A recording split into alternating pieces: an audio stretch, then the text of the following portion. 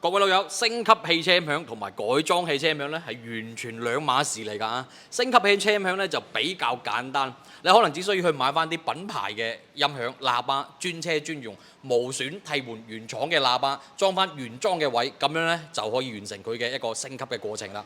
咁你想效果再靚啲咧，咁喺呢個時候咧，你再加多一台 DSP 功放，都係通過一個專用嘅線束無損對插，可能佢原廠已經係寫咗數據俾你啦，甚至乎係你唔需要去調音，佢已經係可以發揮到佢嘅應有嘅效果啦。嗱，呢種升級嘅方式咧就比較簡單，同埋預算咧就比較平民化啦。所以你對於原廠嘅音響效果咧唔滿意啦，不過你嘅自己要求咧又唔係話好高嘅話，可以採用呢種方式。嗱，講到改裝汽車音響呢個環節咧，就非常之複雜啦。其實咧，無非就係兩個因素，第一個就係你呢個師傅嘅經驗，第二個咧就係你呢個師傅或者係叫店家嘅一個良心啦。所謂嘅經驗咧，就係可能我哋好多車主去改翻呢啲比較高端嘅系統，佢都係第一次玩，佢都唔知呢一台嘢呢個型號最終發揮出嚟嘅效果究竟係去點樣嘅。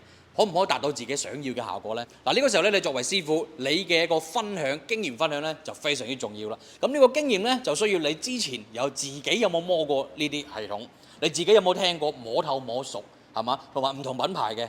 咁車主有好多種唔同嘅要求噶嘛，唔同嘅類型嘅車主。咁你究竟今日呢個車主我可能中意歐洲嘅功放嘅聲，咁另外一個車主我中意美國功放嘅聲，咁又唔同係嘛？所以話你作為一個師傅咧，真係你嘅經驗非常之重要，同埋你係咪真係完全毫無保留咁樣分享俾你嘅消費者？呢個就非常之重要啦。嗱，講到所謂嘅良心啦，咁良心無非兩樣嘢，第一個係施工質量，第二個係調音嘅效果。嗱，施工質量咧就睇翻你手工啦。頭先講到你呢個係屬於一個改裝嚟嘅，需要手工製作嘅。當然啦，你作為車主，你認為裝翻上去，表面睇落去冇問題，我可以收貨咁呢個話題你可以過啦。但係你真係遇到真正有良心嘅店家咧，佢連自己嗰關都過唔到㗎，包括我自己。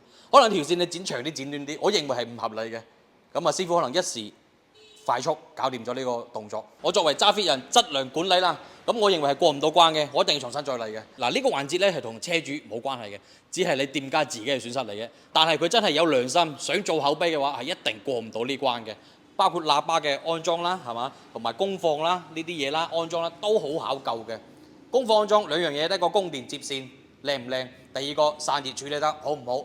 因為你改到呢啲系統，你唔係嗰啲所謂嘅升級DSP 無損響凳底咁簡單係嘛？呢啲就唔同啦。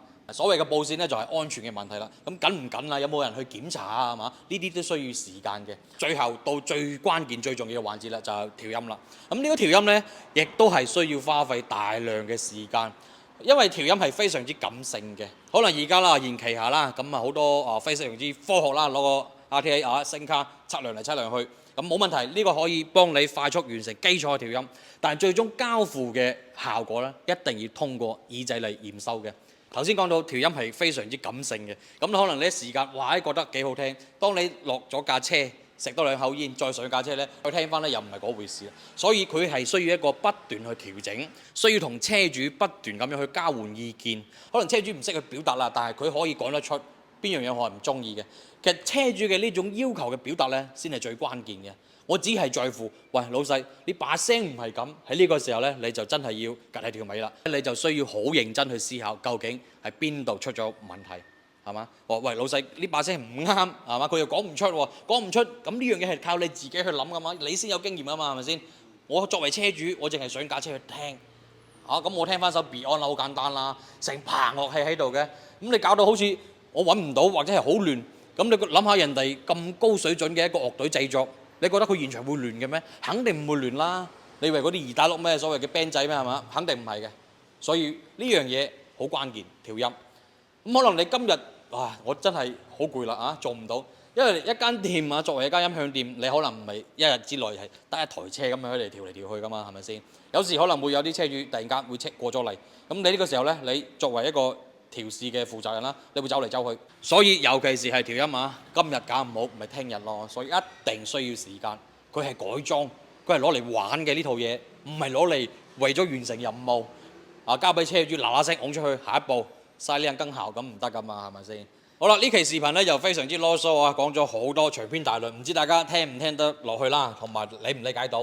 咁啊，視頻最後啦，我哋嚟睇下呢架車嘅一個改裝嘅細節嘅鏡頭，分享俾大家。